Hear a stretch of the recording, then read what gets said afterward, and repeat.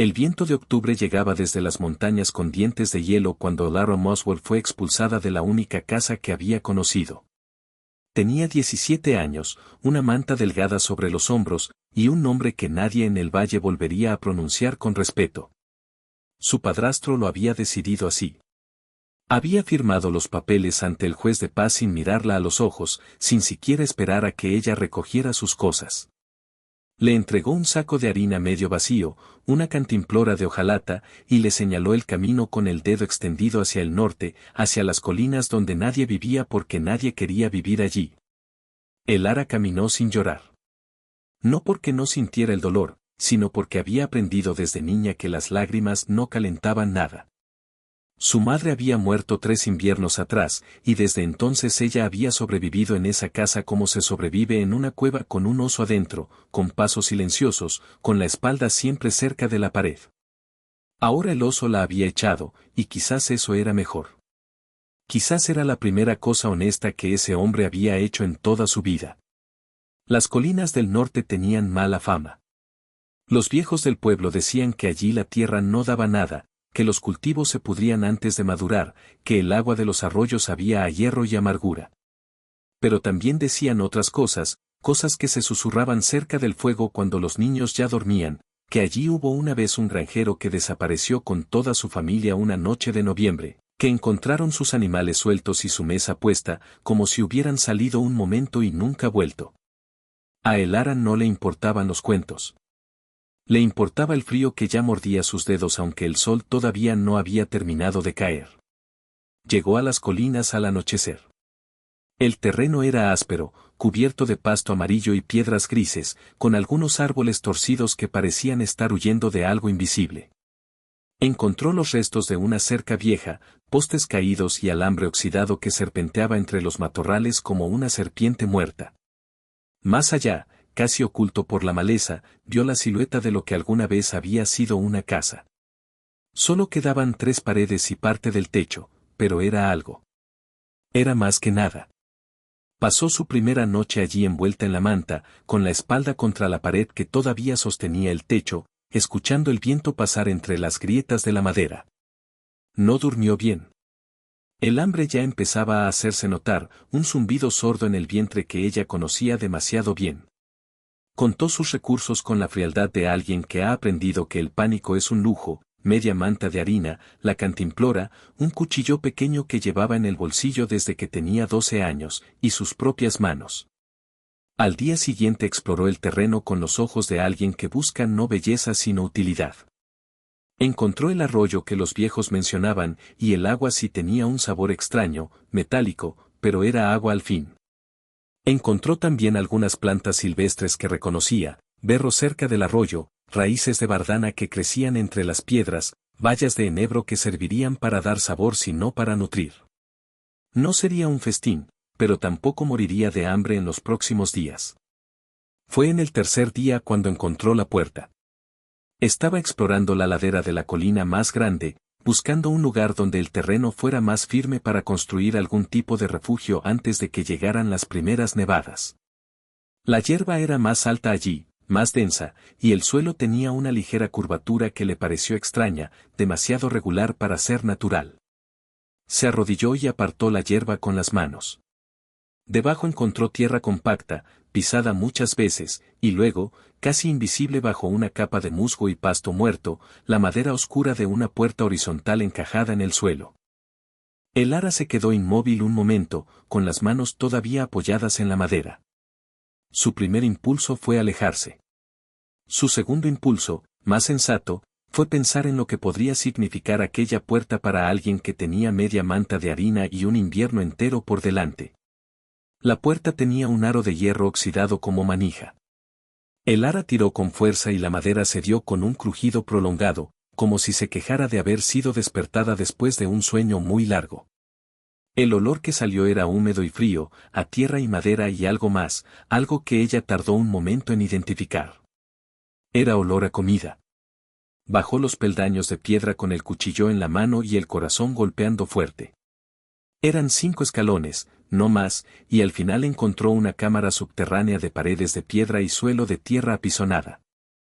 Era grande, más grande de lo que esperaba, quizás 3 metros de ancho por 5 de largo. Y estaba llena. No llena de cualquier cosa. Llena de provisiones. Había barriles de madera alineados contra una pared, algunos todavía sellados con cera, otros con tapa de madera. Había sacos apilados que al tocarlos crujían con el sonido inconfundible de los granos secos. Había frascos de vidrio grueso, oscuros como botellas de cerveza, con contenidos que ella no podía ver todavía en la penumbra. Había manojos de hierbas colgados del techo con cuerdas, secos y frágiles pero todavía reconocibles. Había una caja de madera con tapa de bisagras de hierro que, al abrirla, reveló sal gruesa, suficiente sal para conservar carne durante meses. El ara se sentó en el último peldaño y miró todo aquello durante un largo rato. Alguien había construido esto. Alguien lo había llenado con cuidado, con previsión, con la mentalidad de quien piensa en el futuro lejano. Y luego ese alguien se había ido, o había muerto, o simplemente había dejado de existir en este lugar, y lo había dejado todo atrás. Pensó en el granjero del que hablaban los viejos del pueblo. El que desapareció con su familia una noche de noviembre, con la mesa puesta y los animales sueltos. Quizás no había desaparecido de forma misteriosa. Quizás simplemente se había ido, como se va la gente cuando no puede más, cuando la tierra o la deuda o el miedo se vuelven más grandes que la esperanza. Y quizás había dejado esto atrás porque no podía cargarlo, o porque pensó que volvería, o porque simplemente lo olvidó en el apuro de la huida. No importaba. Ahora era de ella. Pasó el resto del día inventariando con cuidado. Había harina de centeno en los sacos grandes, suficiente para meses. Había maíz seco, frijoles negros, lentejas. Los barriles sellados contenían carne en salmuera, carne de cerdo por el color y la textura, perfectamente conservada.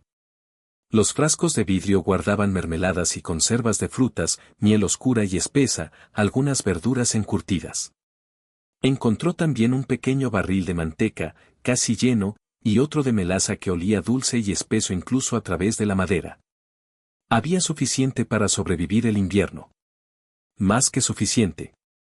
Esa noche comió frijoles cocidos sobre un fuego pequeño que hizo con ramas secas, y la comida caliente después de 3 días de raíces y bayas le pareció la mejor cosa que había probado en su vida.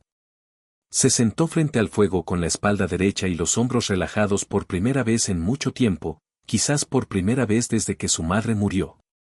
En la semana siguiente Lara trabajó. Trabajó como nunca había trabajado, con un propósito que no era sobrevivir sino construir. Reparó las 3 paredes que quedaban en pie de la casa vieja y encontró madera suficiente entre los árboles caídos para levantar la 4ª. Techó con ramas gruesas y pasto seco y una lona encerada que encontró enrollada en un rincón de la despensa subterránea. No era perfecta, pero aguantaría la nieve. Cavó un canal pequeño para desviar parte del arroyo hacia un punto más cercano a la casa. Aprendió a conocer cada metro del terreno que la rodeaba, cada piedra y cada árbol, cada lugar donde el suelo era firme y cada lugar donde era traicionero. Cuando llegaron las primeras nevadas en noviembre, el ara estaba lista. Tenía fuego, tenía techo, tenía comida para meses. Tenía también algo que no se podía guardar en ningún barril ni ningún saco, la certeza de que había sobrevivido sola, sin ayuda de nadie, en un lugar donde todos decían que no se podía sobrevivir.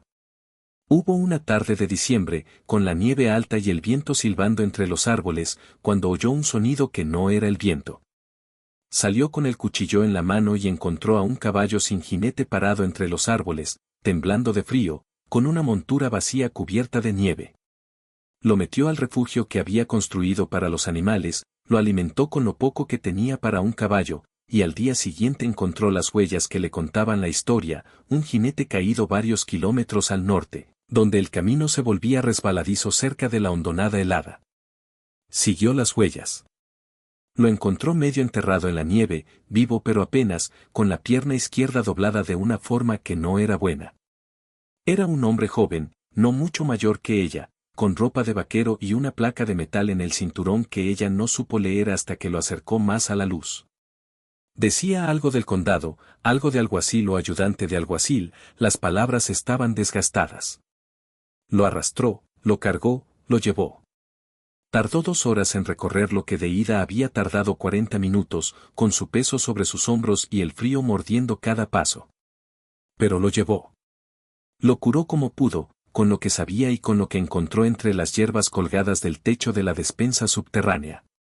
Le entablilló la pierna con 2 palos rectos y tiras de tela. Le dio caldo caliente cuando pudo tragarlo. Le habló poco porque no había mucho que decir, y porque ella nunca había sido de hablar mucho. Él despertó del todo 3 días después y la miró con los ojos muy abiertos durante un largo rato, como si estuviera tratando de entender dónde estaba y quién era la persona que lo miraba desde el otro lado del fuego. ¿Quién eres?, preguntó al fin. Elara, dijo ella. ¿Vives aquí sola? Sí. Él miró alrededor, miró el techo reparado, el fuego bien alimentado, las provisiones ordenadas, el refugio que ella había construido de la nada en un lugar donde la gente decía que no se podía vivir. ¿Cómo?, preguntó. Y ella pensó en la puerta bajo la colina, en los barriles alineados, en la harina y los frijoles y la manteca y la sal. Pensó en la noche que la echaron con media manta vacía y un cuchillo pequeño. Pensó en su madre, que le había enseñado a no desperdiciar nada, ni los recursos ni el dolor. Encontré lo que necesitaba, dijo simplemente. Y no dijo más, porque no hacía falta. El fuego ardía, la nieve caía afuera, y dentro había calor suficiente para 2.